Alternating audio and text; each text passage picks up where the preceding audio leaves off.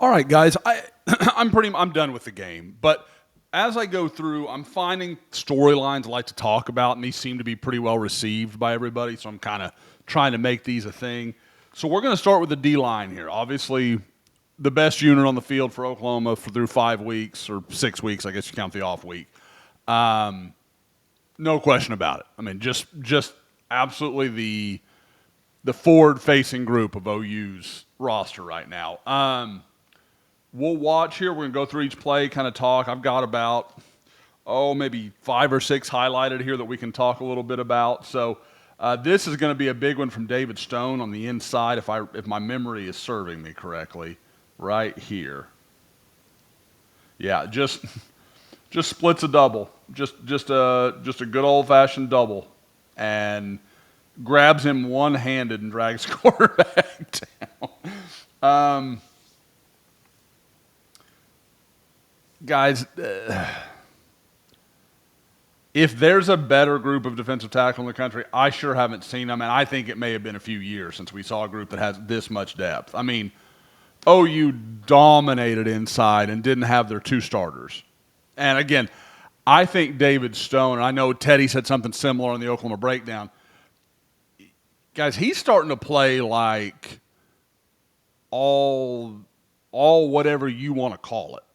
And I know I've been talking about Jaden Jackson should be at this point in the year, he should be a lock for first team All SEC. And now, if he can keep it up, great. But, he's playing at that level. David Stone is starting to play at a level that is impossible to ignore. He is making some big-time plays. He's dominating people. And I know people will tell me, this is Kent State, it's Kent State. And it's right. It is Kent State. But this isn't his first – he dominated Auburn. He dominated Michigan. He's playing like an animal right now. Just could not be more impressed with the growth of David Stone in the last year. I said it during the game.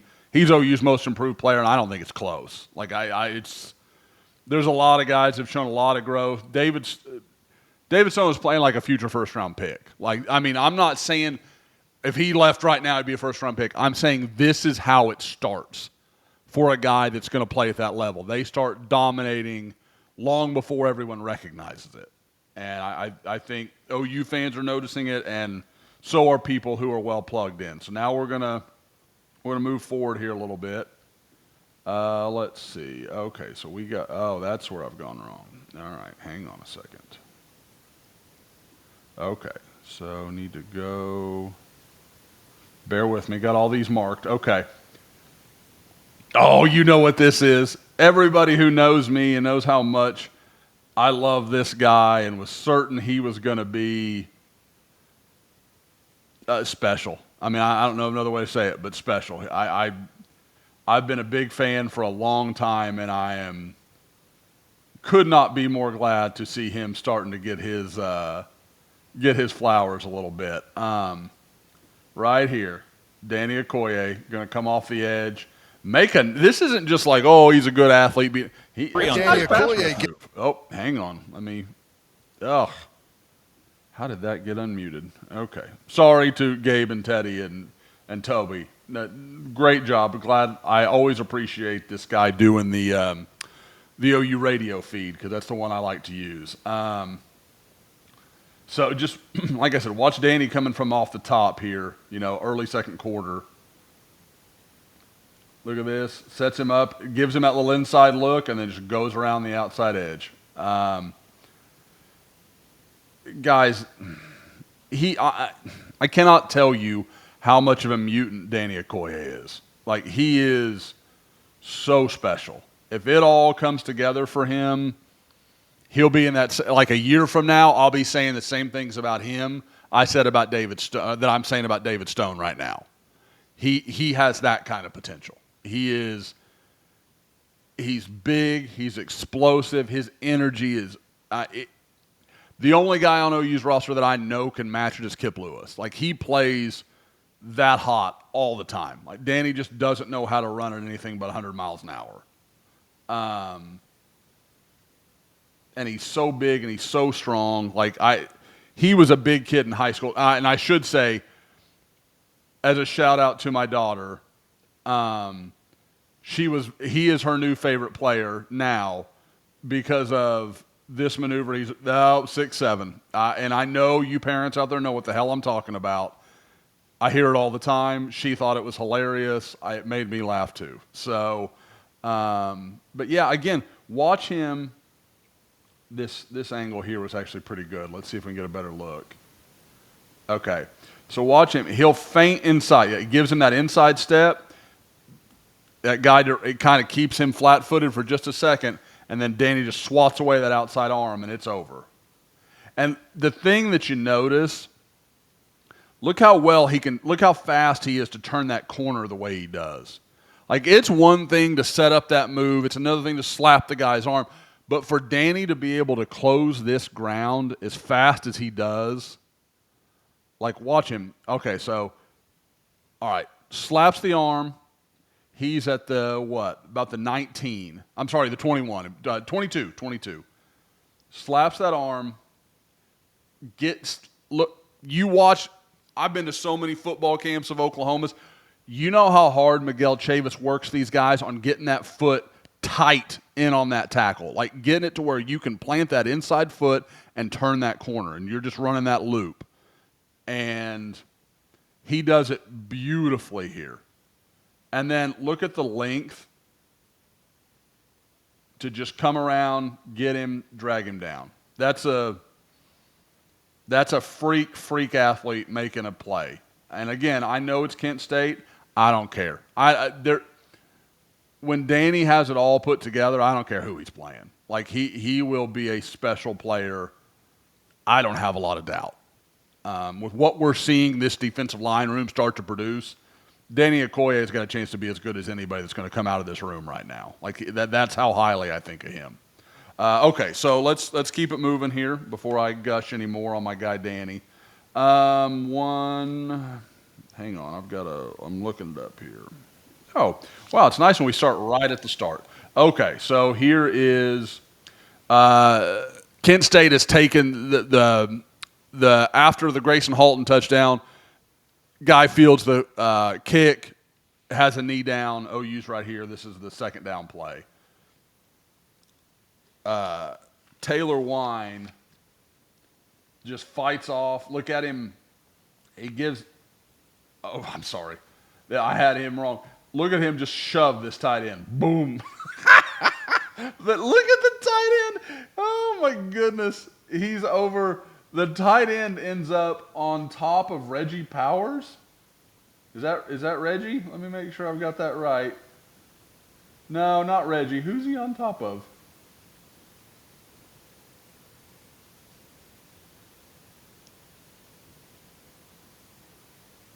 I'm still not sure. What? Yeah, okay, there's Reggie coming off the back. Yeah, he's coming off from behind Wine. That's why I couldn't track him. Okay, so Reggie Powers is going to come from right here. And now look at the tight end right here.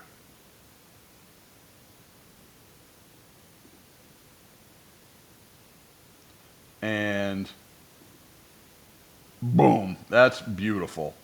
Now it does occur to me. Hold on one second. This is going to make this a little longer, but when things are deserved, things are deserved. Danny Okoye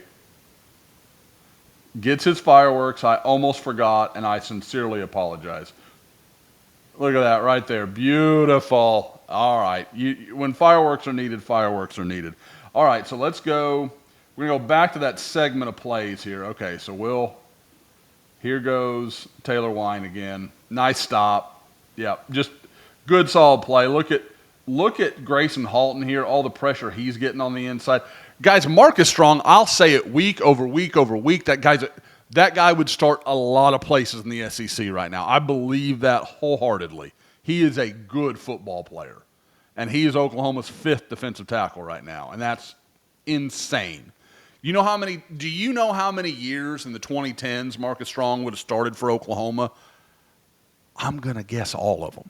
Like, I can't think of a combination immediately where Marcus Strong doesn't play. Now, I bet you there's one. I'm trying to think if there's a year of overlap with like Jalen Redmond and oh, somebody, I'm forgetting it, but like somewhere in there, maybe there's 1 year, maybe. But Marcus Strong is an SEC level player, and he can't get in Oklahoma's 2 deep right now. That's crazy, especially when you consider where this started 4 years ago. Okay, so that was the other play I did want to see. Oh no, that was a penalty. There was a penalty in between. That's right. Okay. This one, yeah, I mean, PJ Otabaro, guys, he's starting to piece it together. Look, and I've got him on another play later, I believe. Just he's playing more aggressive. He's downhill. He's not. You can tell he's not in his head as much. He's not thinking as much. That light's starting to come on, and I know it's taken longer than everybody wanted to, and I'm sure PJ's included in that. But like just the way he's playing is impressive. Now watch David Stone here. This isn't like for what we've seen of David. This isn't even that crazy. He just kind of bench presses the center and then shoves him aside and just about gets a safety. But look at all those bodies in the end zone. I mean, I don't care who you're playing. OU is just like every single snap on defense, it is blood in the water. They just smell it. Playing with just a ton of confidence right now. All right, so we got a couple plays left here. All right, let's move forward. And right here. Okay. All right. So we got to turn off the fireworks because not everybody gets fireworks. Let's not get crazy. And again, I want to note, I'm not sure what play this is. So yes, okay, this is the PJ play I was just talking about. I know he's unblocked. I absolutely get it. But look at, guys, he's 6'5", 270. You're not supposed to move like that. And watching him close, God, dog. That's, oh man. I wonder if they would have asked Kent State's head coach and just said, hey, look, let's just call it 44-0 and end this thing in the end of the third quarter. I bet you money he'd take it. Just to get out of there, just to risk his guys not getting hurt, a bunch of this flock of animals. Like just absolute monsters on OU's defense right now. But I feel like there was something else in this play. I like to see Nigel Smith getting some run. I talked about this on the board. This is the best thing about this game for Oklahoma. Some young guys got to get out there and put some stuff on tape, play a little bit, get their feet wet, start getting a feel for it. And again, I know it's mop-up duty and it doesn't really, ultimately matter, and they're not stupid. They know what the time of game is too. But I thought that lacked last year, and that was one of my concerns coming into this year. Had some of those young guys gotten a chance to play enough football that they, had a confidence and a comfort coming into this year.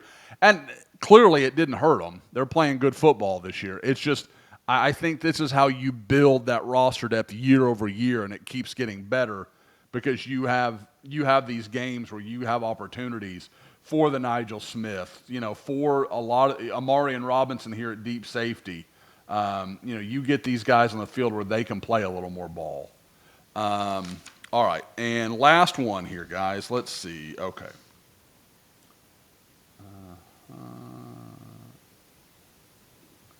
All right. I think this might be Okoye again here on the bottom of the screen. Just, again, doesn't make the play, probably is a little out of control. At the same time, look at the velocity. Like, look how quickly he's upfield, has smothered that tight end trying to block him, and forces that guy into Taylor Himes' arms, the quarterback. Like, again, I'm not telling you that Miguel Chavis is sitting there in film room on, Saturday, today, whatever, and is like, yeah, this is exactly the way we want to do this. That's not what's happening. But I just can't get over the burst, the explosion he has off the edge. Like, he really is. I mean, he's like releasing a spring. Like, he's just bound, and then explodes.